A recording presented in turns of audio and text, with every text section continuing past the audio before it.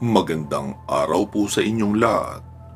Bago natin simulan ang pagbabasa ng kwentong ibinahagi sa atin ni Sir Rico, ay inaanyayahan ko muna kayong pumindot ng like at mag-comment na rin ng kahit salamat Rico, para naman alam niya na marami ang tumatangkilik at nag-aabang ng kanyang padalang kwento na nagmula sa sarili niyang mga karanasan bilang isang magiting na babaylan. Gusto ko rin kayong anyayahang makinig sa pinakamaaksyong kwento na nai-upload dito sa ating channel. Ito ay ang Birador ng Santa Barbara na pinagbibidahan ni Rafael. Ito din ang Rafael na tumutulong paminsan-minsan kina Lino at Tingting sa kwento nating Aswang Killer na naroon naman sa ating side channel na Kwentong Aswang Comics. Nasa video description ang link ng playlist para kumpleto na at hindi na kayo mahirapang hanapin ang kasunod. 100% po itong ma-action ha. Sana ay ma-enjoy nyo. Birador ng Santa Barbara Series, Book 1 to 4, Part 1 to 239. Iyon na po ang kabuuan ng kwento. Salamat sa mga dadalaw at makikinig. Ipagpatuloy na natin ang kwento. Matapos naming magdebosyon, ay tinawag ko si Chu. Chu, halika. Ito na ang huling ipapasa ko sa iyo. Ang mga sandatang orasyon na magagamit mo kasama ng 3 elemento ng kalikasan na tubig, apoy at lupa. Pinaupo ko siya sa harapan ko. Inutusan ko siyang ipikit ang kanyang mga mata at mag-meditate, na agad niya namang ginawa. Noong sa tingin ko ay nasa ibang antas na ang kanyang kamalayan, ay inumpisahan ko na ang proseso. Umusal ako ng orasyon sa pamamagitan ng isip. At binanggit ko na ang mga isasalin ko sa kanya. Sabay dikit lang aking kanang kamay sa noo niya. May liwanag na dumaloy sa aking kamay papunta sa kanya. Kasama ko na ring inilipat ang orasyon kung papaano pagganahin ang mga sandata at mga susi nito. Noong maipasa ko na, ay hinayaan ko na siya na mag-meditate. Kusa naman siya makakabalik sa kanyang ulirat. Tapos bumaba na ako at umupo sa labas ng bahay. Nakita kong bumalik ang 2 niyang kapatid, kaya itinago ko si Chu sa pamamagitan ng tagabulag para hindi siya maistorbo ng 2 bata. Sabi noong isa sa akin, "Kuya, nasaan si ate? Nakalimutan niya kasi kaming paglagyan ng baon na pagkain." Sabi ko naman, "Nandyan lang siya kanina. Baka may pinuntahan lang saglit. Gusto mo ako na ang maglagay ng baon nyo?" "Sige po kuya, ayos lang.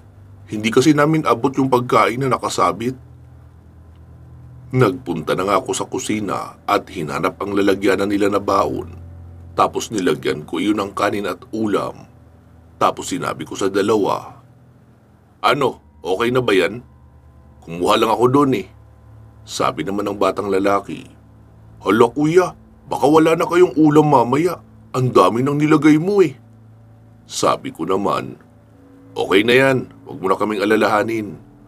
Tapos tumakbo na sila papalayo para pumasok sa paaralan. Binalikan ko sa silid si Chu kung tapos na ba siya sa kanyang meditation, pero hindi pa. Tapos napansin kong tuloy-tuloy ang pagtulo ng luha niya, kaya nagtaka ako.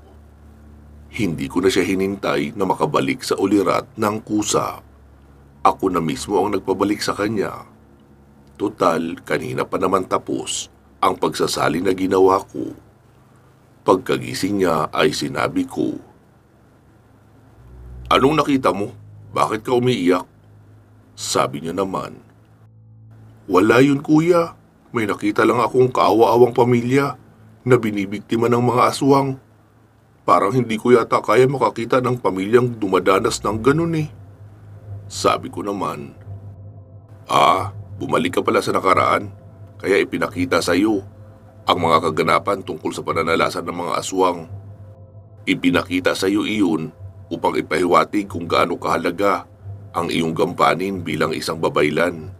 Kung ayaw mong mangyari ang ganoon sa mga tao, pues kailangan mong gampanan ng mabuti ang iyong pagiging babaylan. Puksain mo ang mga nananalasang mga aswang. Tara, sa labas muna tayo. Subukan natin ang mga inilipat kong kakayahan. Kung gagana ba at kung natatak ng mabuti sa iyong isipan. Lumabas ako ng bahay at sumunod naman siya. Saglit siyang nag-isip, tapos maya-maya ay nag-orasyon. Alam ko na agad kung ano ang balak niyang gamitin. Walang iba kundi ang elemento ng lupa, kaya agad akong umatras. Pagkatapos niya banggitin ang orasyon, ay inilapat niya ang kanyang kanang palad sa lupa. Tapos sinigaw ang susi ng orasyon. Biglang yumanig at bumuka ang lupa na may kasama pang apoy. Kaso patungo iyon sa bahay nila. Kaya agad kong pinigilan dahil kung hindi, lalamunin ng lupa ang bahay nila at magiging bakanting lote na lang iyon. Pinawalang bisa ko ang orasyon niya. Tapos nawala ang biyak sa lupa at kumalma ang paligid. Sabi niya naman, "Ang galing kuya, ako ba talaga ang may gawa noon?" Sabi ko naman, "Oo, ikaw nga. Kaso parang gusto mong mawalan kayo ng bahay ah. Kailangan mong matutunan kontrolin ang kapangyarihan ng orasyon na iyong binibitiwan. Hindi yung parang gigil na gigil ka." Tila hindi pa rin siya makapaniwala sa kanyang ginawa. Ako naman ay pinapakiramdaman ko ang paligid dahil nararamdaman kong may nakamasid sa amin. Isa rin siyang manggagamot pero sa panig ng kaliwa. Muli akong nagsalita. "Chu, mula ngayon ay kailangan mo nang maging mas maingat, lalo at ganap ka ng babaylan. May nakamasid sa atin ngayon at nakikita niya lahat ng ginawa mo. Kaya hindi malayo na may kalaban ka na agad. Tandaan mo, palagi mo sisiguraduhin na ligtas ang kalagayan ng pamilya mo bago ka sumugod sa kung saan-saan." Bumulong ako ng orasyon sa hangin, sabay banggit ng pangalan ni Azum. Agad naman siyang lumitaw at nakikita na siya ni Marichu. Kaya natulala ang dalaga. Sabi ko, "Azum, ikaw na ang bahala sa kanya. Puntahan mo ako kung kinakailangan at kapag nagkaroon kayo ng problema, ituro mo sa kanya lahat ng nalalaman mo. Ingatan mo siya. Kapag may nangyaring masama sa kanya, kasama ka sa kabayaran. Dahil kapag namatay siya, ay dapat kasama ka rin." Sabi niya naman, "Pantas, masusunod ang nais mo. Sa ngalan ng Diyosa na siyang nagkaloob sa iyo ng pahintulot, gagampanan ko ang iniaatas mo sa akin." Tinawag ko si Chu. "Chu, mula ngayon, makikita mo na siya sa lahat ng oras. Bukas man o nakasara ang espiritual mong paningin dahil iisa na kayo. Makakarating ka sa mundo ng mga diwata dahil rin sa kanya. Aalis na ako ngayon at gaya ng sabi ko, kung gusto mo akong puntahan kahit anong oras ay makakarating ka kahit nasaan man ako." Gumawa ako ng portal sa mismong harapan niya para makita niya kung paano gumawa ng ganoon. Tahimik lang siyang nakatitig noong pumasok ako sa portal. Pagkalabas ko doon ay naroon ako sa tabing ilog. Napakatahimik ng lugar na iyon. Umusal ako ng orasyon para pagganahin ang mutya ng palos. Tapos lumangoy na ako at nagsimulang sumisid sa kailaliman.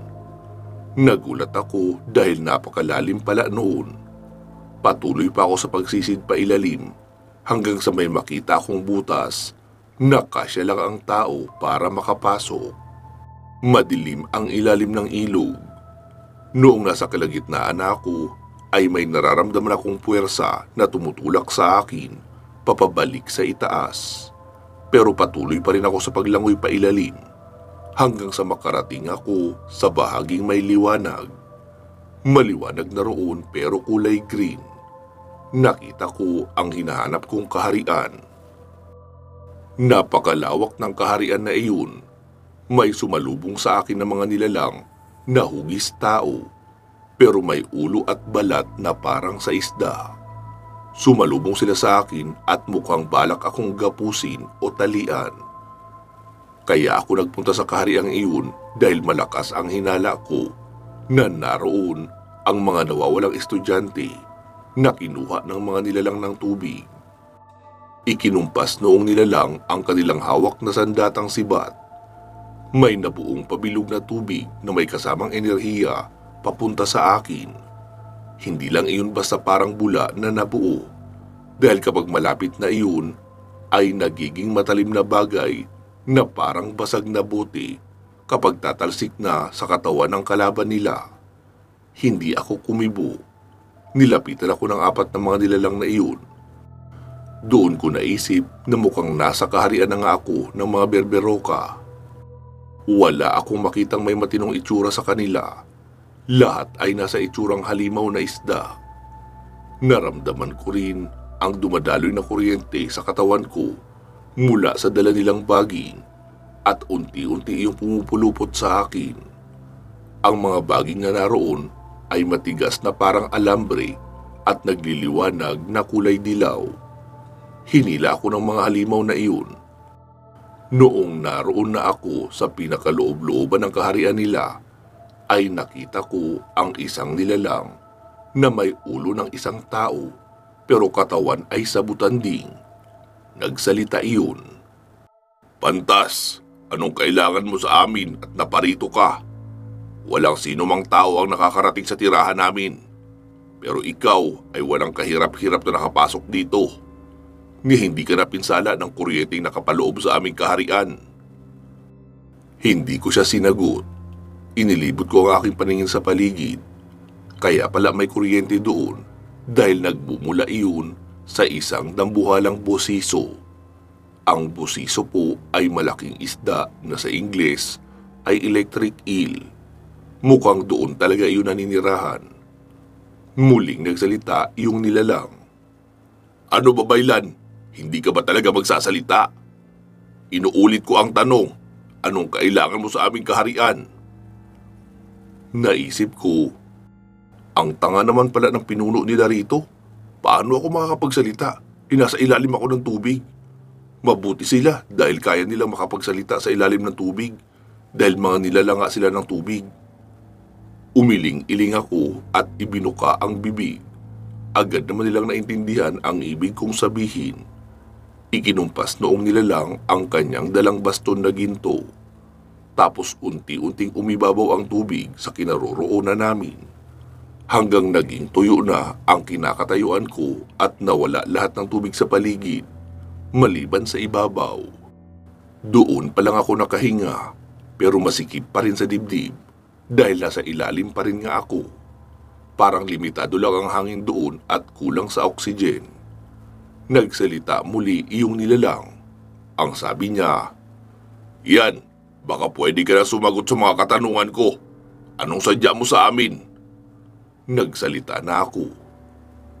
"May hinahanap ako mga tao na nawawala. Mga kabataan na mula sa mundo ng mga mortal. At umaasa akong dito ko sila matatagpuan. Ikaw ba ang namumuno dito?" Sumagot naman iyong nilalang. "Pantas, kung inaakala mong ito ang kaharian ng mga berberoka, ay nagkakamali ka. Labas kami sa usapin na yan. Marahil, alam mo ang itsura ng mga berberoka. May nakita ka bang kalahi nila dito? Pakiusap, mapayapa kaming naninirahan dito at ayaw namin ng gulo. Noong nasa itaas ka pa lang, ay alam ko nang hindi ka ordinaryong tao dahil nagawa mong hindi huminga sa loob ng 1 oras. Kilala kita. Ikaw ang pantas na ginagabayan ng Diyosa. Kung hindi kita nakilala agad, marahil ay inatake ka na ng mga kawal ko. Alam ko namang kayang-kaya mo kaming burahin sa mundo sa isang iglap lang. Ngunit anong kasalanan namin sa iyo, pantas?" Sabi ko naman, "Kung ganun, hindi pala ito ang lugar ng mga berberoka.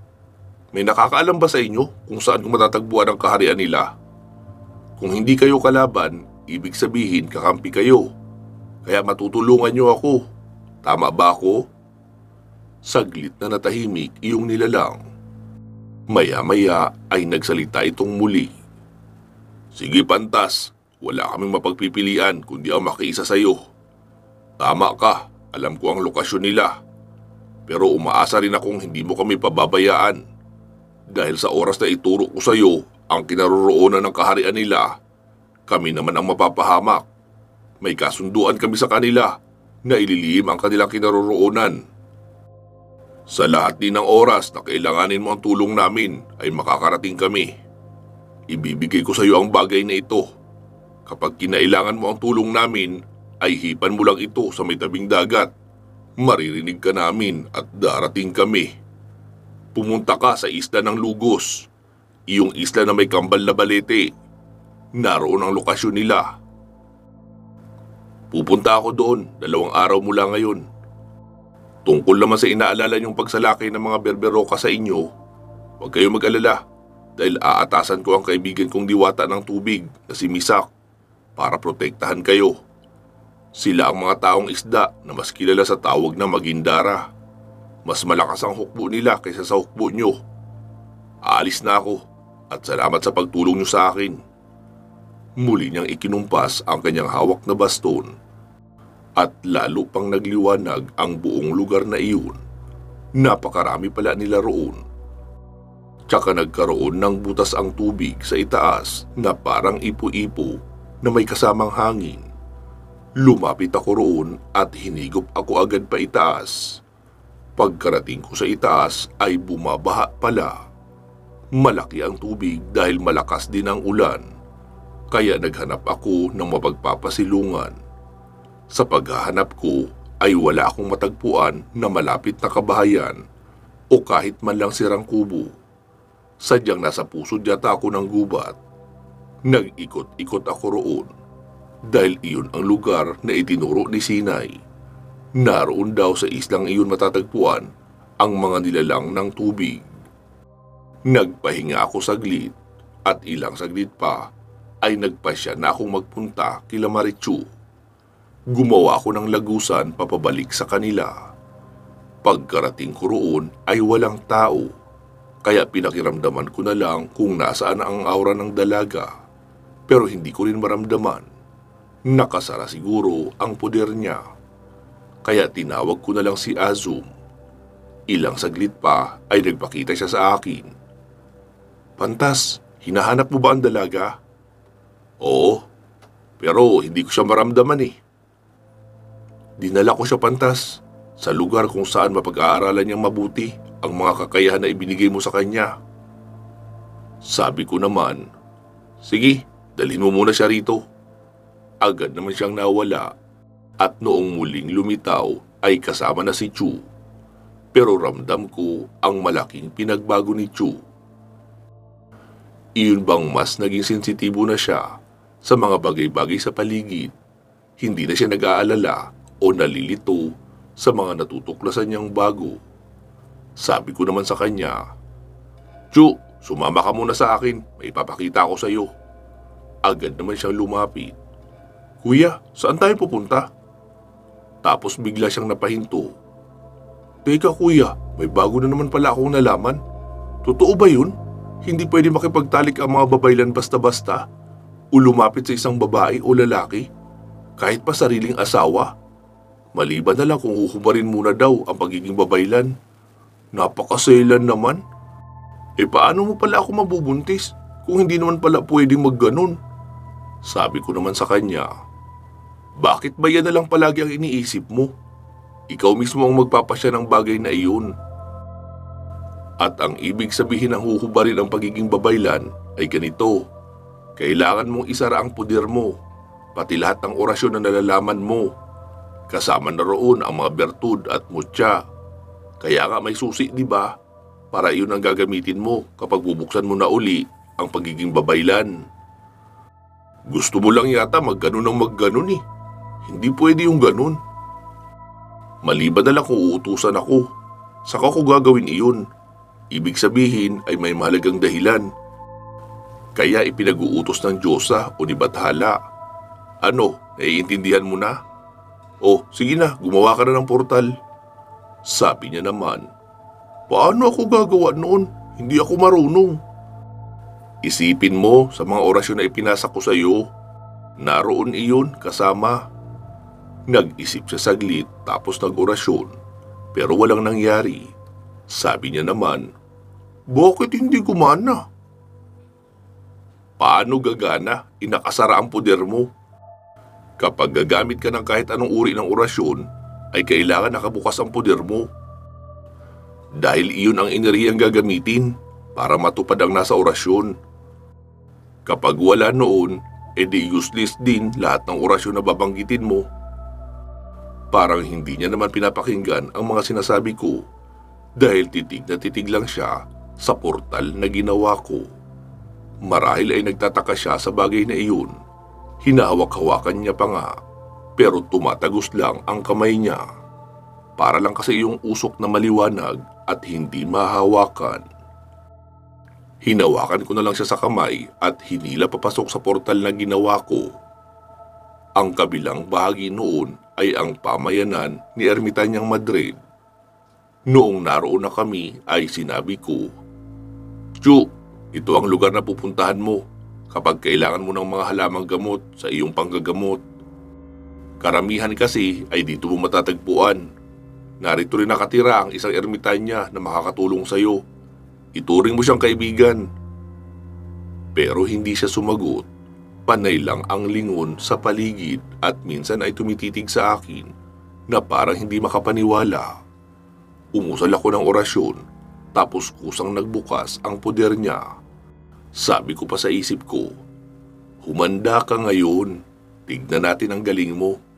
Dito ko masusubukan kung hanggang saan ang makakaya mo. Lumayo ako sa kanya pero nakikita ko pa rin naman siya. Gumamit lang ako ng tagabulag. Sabi ko kay Azum, Azum, huwag ka munang makikialam sa kanila ha. Pero gabayan mo lang.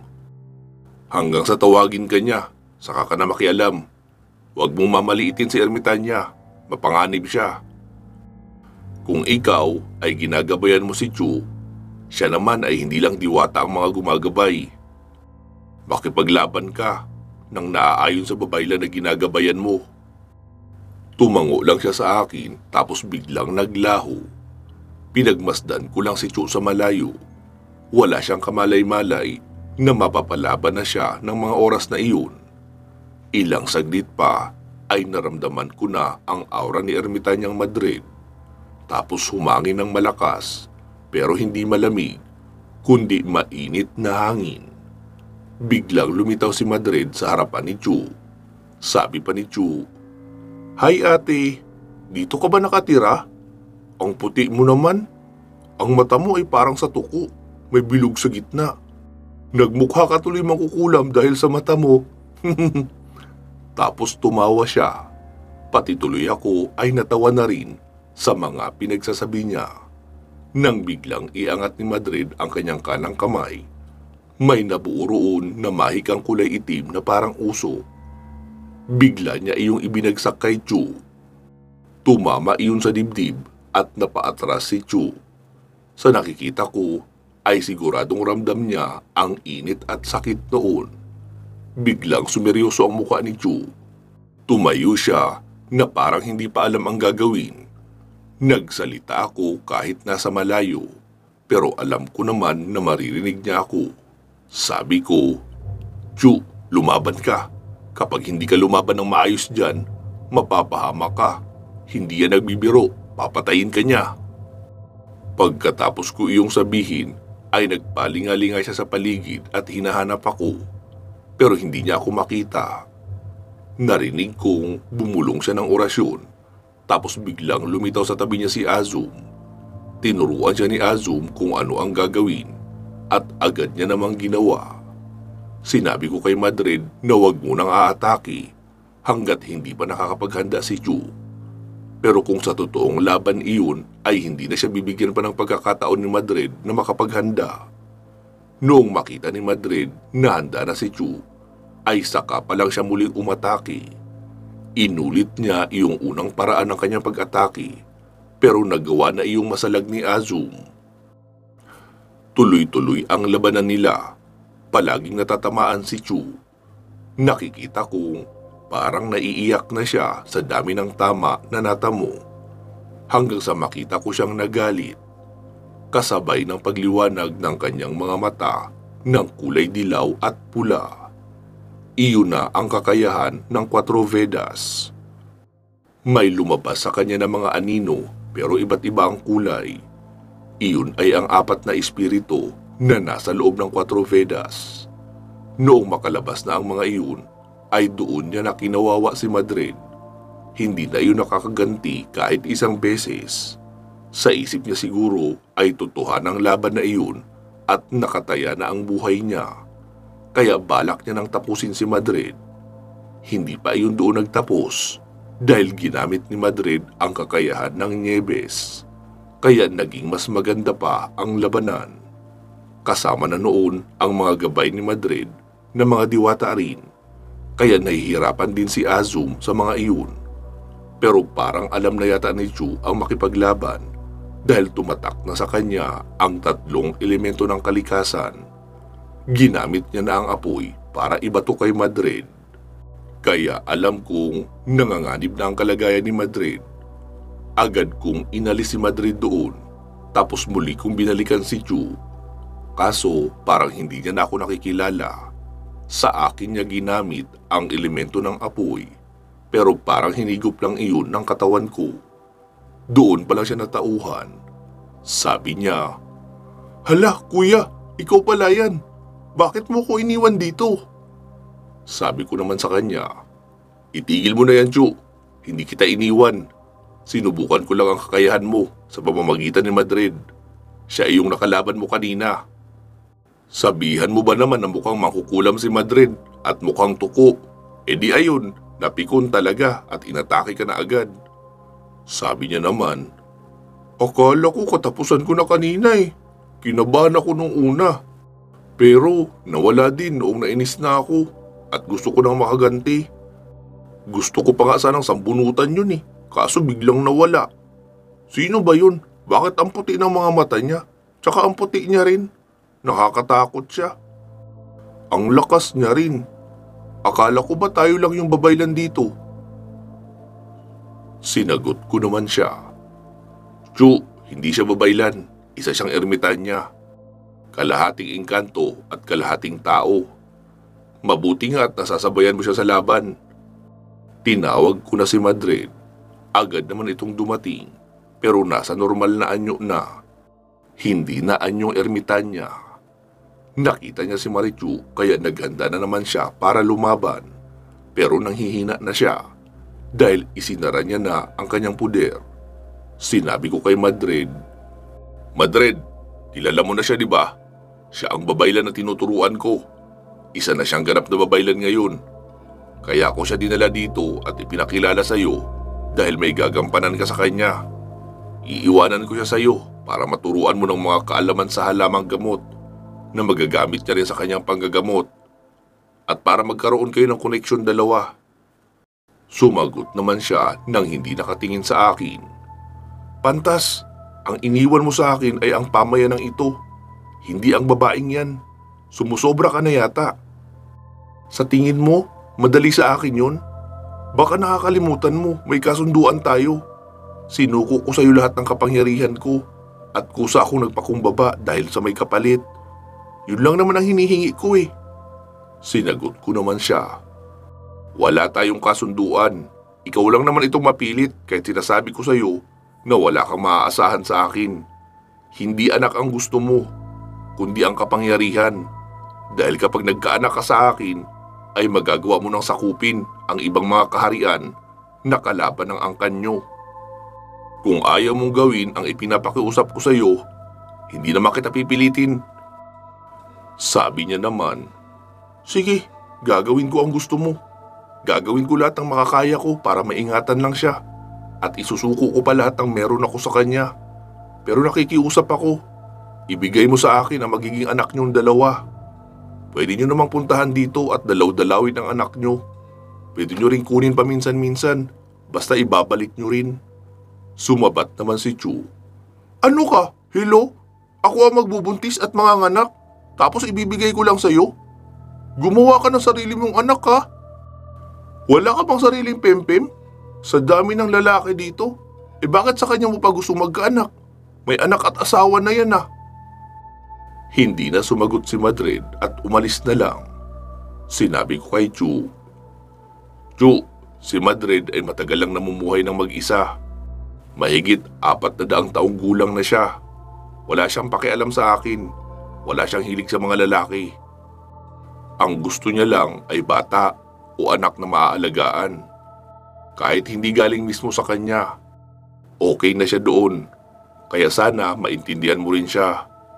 Mula ngayon ay palagi na kayo magkakasama. Ituring mo siyang kaibigan. Mabuti siyang tao. Mag-usap kayo. Mapagkakatiwalaan mo siya.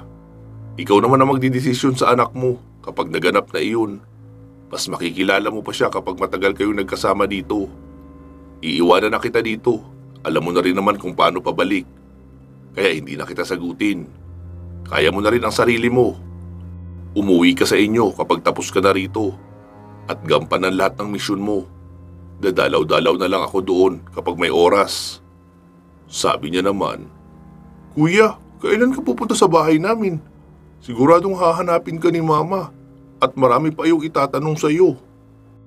Hindi ko na siya sinagot at umuwi na ako sa bahay namin. Pansamantala po muna natin puputulin dito itong ating kwento. Magsama-sama tayong muli sa karugtong nito. Bago po natin tapusin ang videong ito, ay batiin at pasalamatan muna natin ang ating current sponsor at mga super loyal na mga listeners na nag-join sa ating channel membership. Unahin na nating batiin at pasalamatan si Ma'am Aida Lasimet Calfe ng Qatar. Maraming salamat po ma'am sa iyong solidong pagsuporta sa ating channel at mga projects. Sana po ay magtuloy-tuloy na ang inyong paggaling. Naway bigyan din kayo ng mahabang buhay at malusog na pangangatawan ng ating puong may kapal. Salamat din kina Sir Nilo Merdigia Luza, Ma'am Connie Flores, Ma'am Maria Victoria, Ma'am Georgina Bati, Ma'am Rose Halandumon, Sir Lito Bueno, Ma'am Lu Kira, Ma'am Sargent Katsdorms, Ma'am Christine Olson, Sir Jesmar Ocampo, Sir Eduardo Nicar, Ma'am Celsa Escartin, at kay Sir Dean Ciudadano. Marami pong salamat sa inyong pag-join sa ating channel membership dito sa ating main channel, pati na rin sa ating side channel na Kwentong Aswang Comics. Sa mga gusto pong maging bahagi ng ating channel membership, huwag na po mahiyang pumindot ng join button katabi ng ating channel name. Last but not the least, ay pinapasalamatan ko siyempre kayong lahat na palaging umaantabay at nakikinig sa ating dalawang channels.